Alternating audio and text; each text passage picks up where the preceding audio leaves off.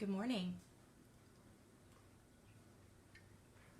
I'm Angelyn Nicholson. I am a therapist and a healer and a psychic. I do lots of different things. I've got a website where I sell products that help people move along their spiritual or emotional journey with success. It is at colorofkismet.com. Please visit, hit subscribe, all the things. This is a reading for the month of May, the year 2020.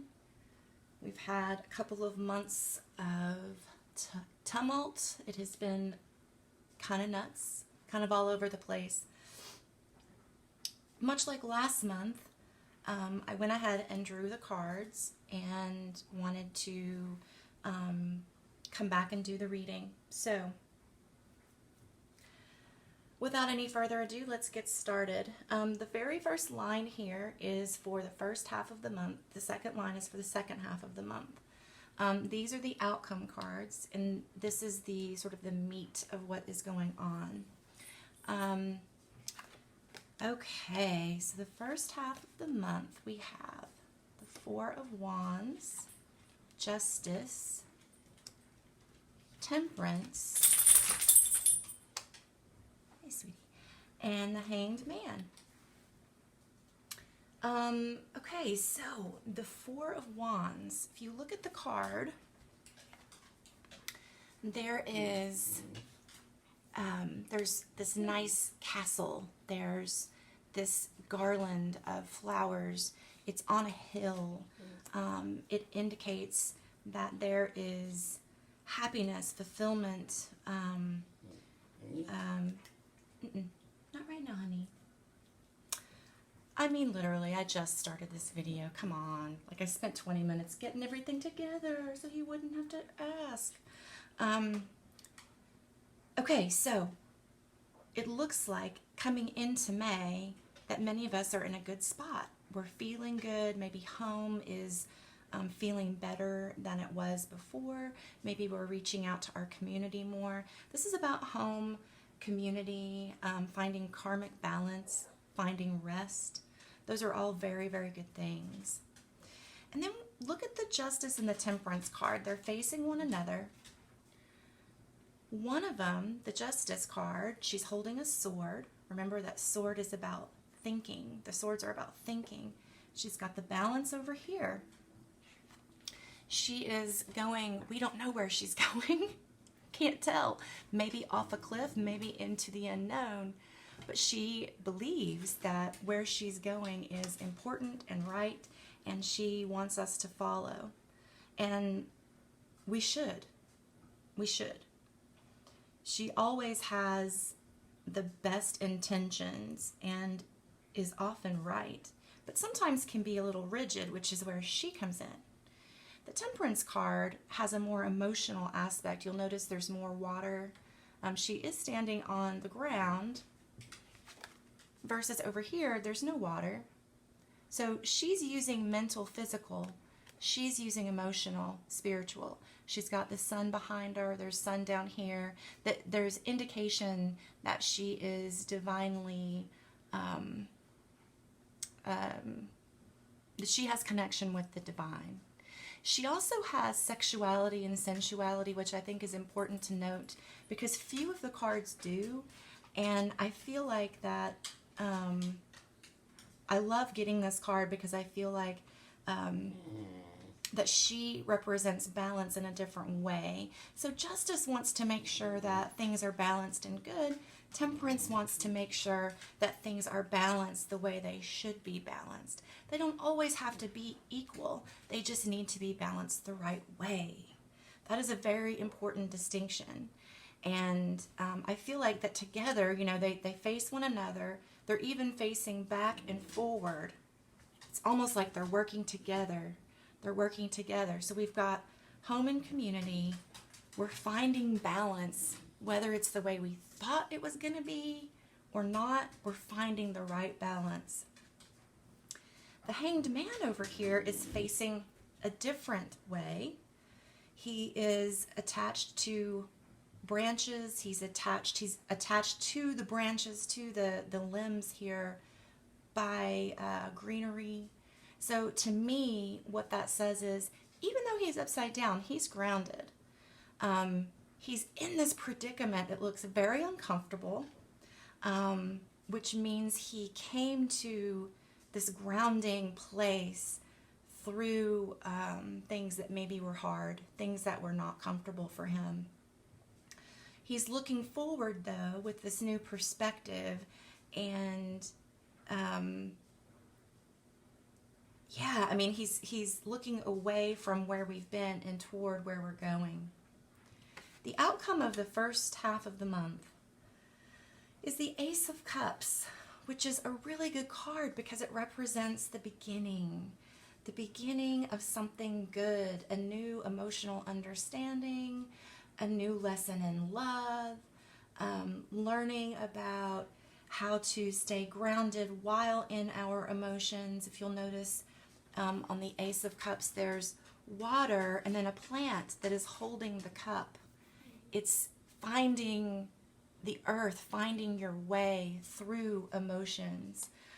You can have both. You can be emotional and experience things and visit things and still be grounded.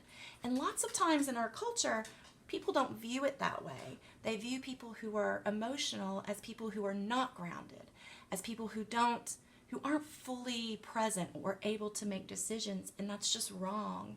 I feel like we're moving into a place where more and more people are understanding you can live in your emotional world. You can live in a place where you're examining yourself and still be grounded, and that's a good thing. So maybe through all of this, through finding home and community, through finding the right balance, through looking forward and maybe coming to this in an uncomfortable way, maybe we're moving into a place where we're understanding that we can be both grounded and still look at our emotional life. The second half of the month, we have the Lovers, Judgment, the Two of Wands, the Eight of Cups. Okay, so the Lovers. We've talked about the Lovers before. My view about the Lovers is that they represent duality. They represent all that hard work that we put into looking inward, being grounded, still trying to gather inspiration and, from the air, but also, be in the physical. All of the elements are represented except for water, but the thing about water is that water is also feminine. Water is also, it's represented in other ways. So, but I like that this card does show the elements, and it shows that being in, I almost see it like the center of a wheel. If you're in the center of a wheel, the wheel can spin, and you can experience all of the different spokes, but you're still intact and you're still okay. And to me, that's what the Lovers card is. And anything that pulls us away from being in the center of the wheel is a distraction, is something that will eventually break us down. If we move from the center of that wheel to a side, to a spoke, all of a sudden the wheel doesn't move in the same way. And that's the visual that I always pull up with the Lovers. The Judgment card, reckoning, looking over our mistakes, being willing and able to say, all right, I just ran that race. I just did that obstacle course. Now what did I mess up? Because I don't want to do that again. Many of us have difficulty with that piece because either we don't want to feel the criticism, we don't want to feel like we've not done well, or that we're not good enough in some way, and so we ignore it. We move into denial, and we essentially end the process that we were moving into for growth.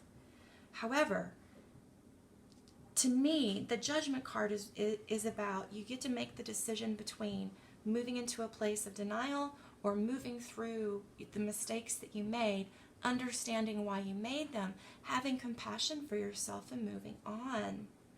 Moving through, moving on. That is what the Judgment card is about. The Two of Wands. Two is about evolution. The Two of Wands is about peace, beauty, hard work that's come to fruition. You can look in between the wands and see that there's a beautiful, that looks really, really nice. There's a home, there's beauty all around, forest on one side, mountains on the other. Look at all this hard work that we've done to get to this place.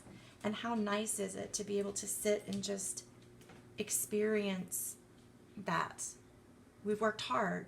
Let's sit out in our lawn chair and look at the beauty, We move into the Eight of Cups. The Eight of Cups, I love this card.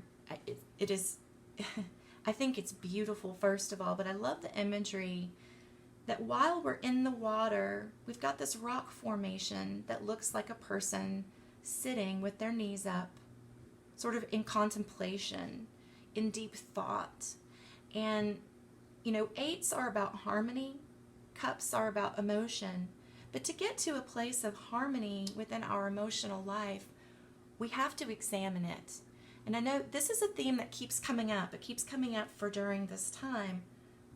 We're being forced into examining what we think, what we believe, how we're moving through things, what mistakes we're making, etc.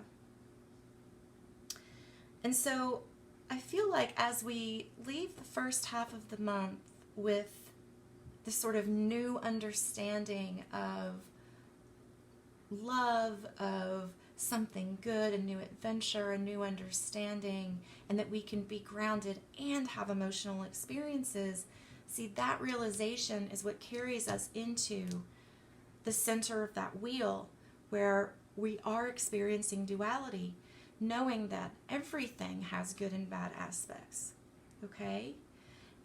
From this point, that's really the best place you can be to have the reckoning, to have, being in the center of that wheel and being able to look at the mistakes that you made and make up your mind that you want to adjust that and do it differently next time. Those things, I believe, lead us into a place where we can rest. But the work has to be done here. We can't avoid that. What's interesting to me is that this is like contemplation. There's a lot of contemplation in the second half of the month. We get to have the reward of feeling and looking at the work we've done. But there's always more work to do. There's always more decisions to be made. And maybe after we find ourselves in this nice spot, and then we have this sort of, this isn't always easy, look at our own experience, and we rest for a minute, maybe then it's time to make a decision. Maybe then it's time to really decide how we're going to move forward. The end of May is essentially the beginning of summer.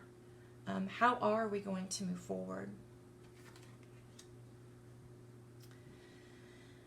The outcome of the second half of the month is the Six of Swords. This card, once again, I think the imagery is very, very interesting. You have, essentially, the fives are about expansion, and six are about joy, are about having moved through the expansion and feeling good. You're expanded now. Now let's go. Let's do, And you have five swords. Now they're swords, y'all, that are stuck into a boat. The thing about that is if you stick the sword in the boat and the sword fills the hole, then the water can't come in. These are powerful forces of movement, of adventure. These 5 swords here are representative of progress and transformation and travel and learning.